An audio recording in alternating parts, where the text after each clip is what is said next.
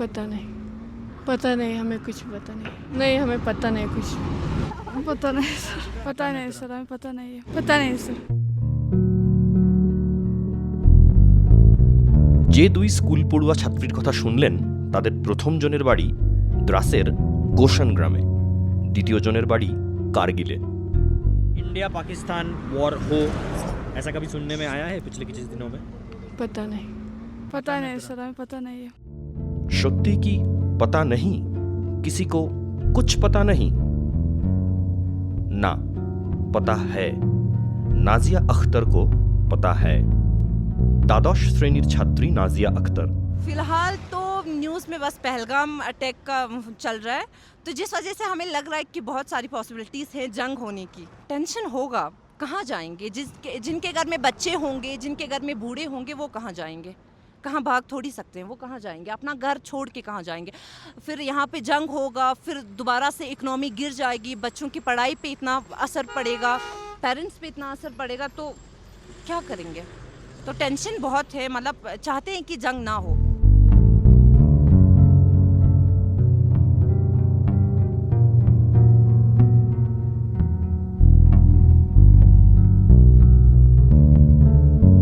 নাজিয়া জানে তার ঠাকুরদা হাজি আব্দুল গানি কারি আর প্রপিতামহ হাজি আব্দুল রহমানের কথা।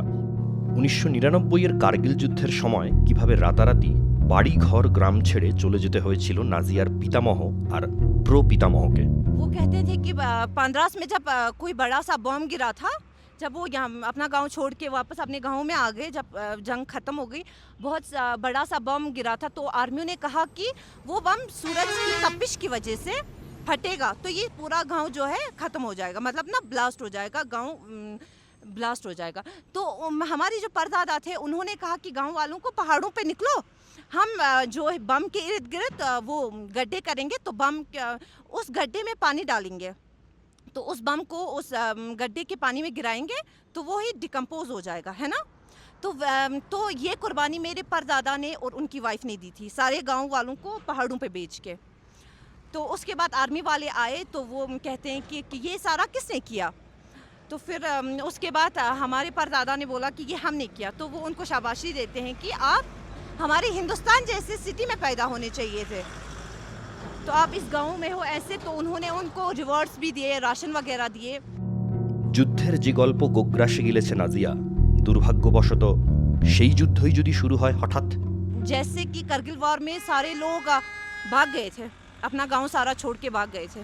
इवन हमारे जो परदादा थे, दादा थे, वो भी भाग गए थे। फिर जब वो वहाँ भाग गए, जब वो वहाँ से अपने गांव वापस आ गए, तो वो कहते हैं कि यहाँ पे सारे आर्मी वाले बैठे हुए थे, और जब जंग होता है तो सारे राइट्स भी वायलेट हो जाते हैं, तो क्या करेंगे? आप किसको बोलेंगे? उनका घर, मतलब जिनके पास इतनी सारी प्रॉपर्टीज होंगी, वो कहाँ लेके थोड़ी जाएंगे। নাজিয়ার মতোই চিন্তিত সানিয়া আখতার। अगर जंग होगा तो ये मतलब घर बार छोड़ के जाना पड़ेगा, फिर घर में जो मतलब प्रॉपर्टी होगी वो सबका क्या होगा, वो सब।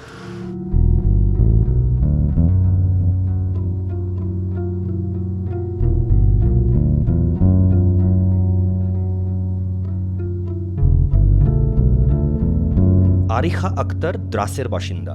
10th স্ট্যান্ডার্ডের পরীক্ষা দিয়েছে সে। পিতৃহারা আরিখা মা, 4 বোন আর 3 ভাইয়ের সঙ্গে থাকে। কতটা প্রভাব পড়বে যুদ্ধ হলে?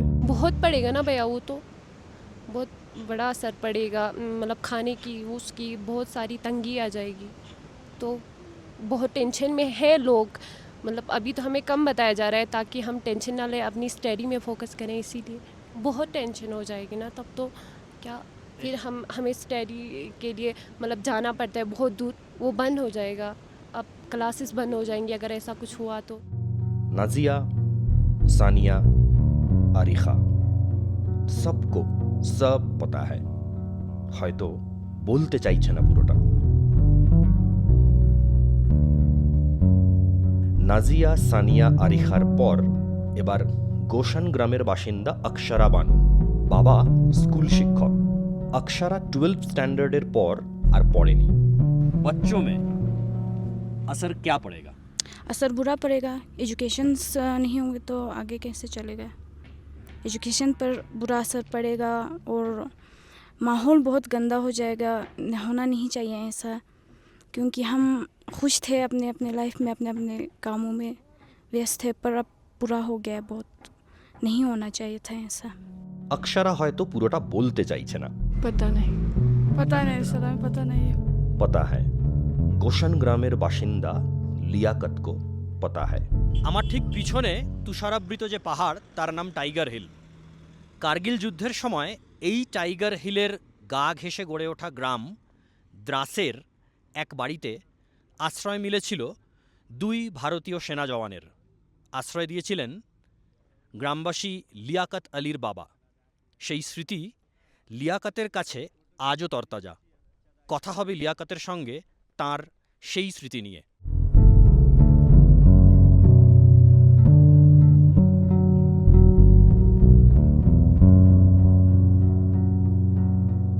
आपके गांव के पीछे ही टाइगर हिल। जी जी, हमारे पीछे ही सामने आपको नज़र आ रहा है, ये बादल के सामने ये टाइगर हिल है।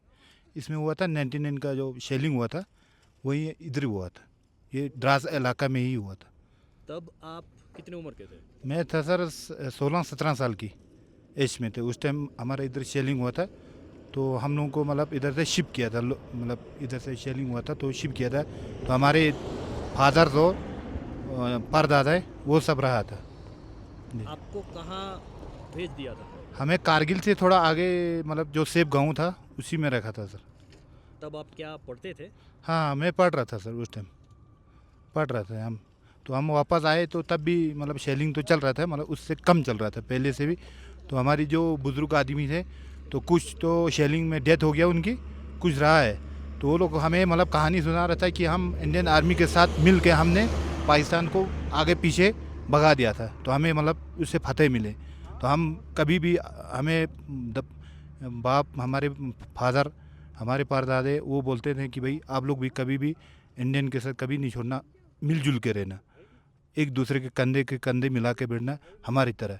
आप भी मतलब आज के बाद आपके भी मतलब आने के टाइम आपकी ही होगा, तो आप भी इंडियन आर्मी के साथ देना है, आपको भी साथ बैठना है आराम से। तो दोनों मिल के बैठेंगे, सब कुछ काम बन जाएंगे, जैसे हमने किया है 99 में। इधर तो अमन वाले हैं, हम तो इंडियन आर्मी के साथ ही है, हमें 99 में भी बिल्कुल साथ दिया हुआ है। हम अगर इधर भी इस इलाके में होते तो हम बिल्कुल तैयार हैं।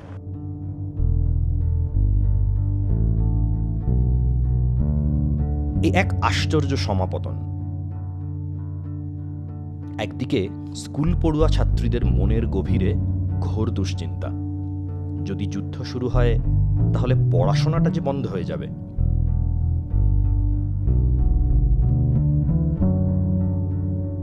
অন্যদিকে পড়াশোনা হঠাৎ বন্ধ করে 1999-এ ঘর ছাড়তে হয়েছিল যে কিশোরকে, সেই লিয়াকত এখন প্রস্তুত। কোনো কিছু হলে তিনি ইন্ডিয়ান আর্মির সঙ্গ দেবেন, ঠিক যেমন করেছিলেন তাঁর বাপ ঠাকুরদা কার্গিল যুদ্ধের সময়।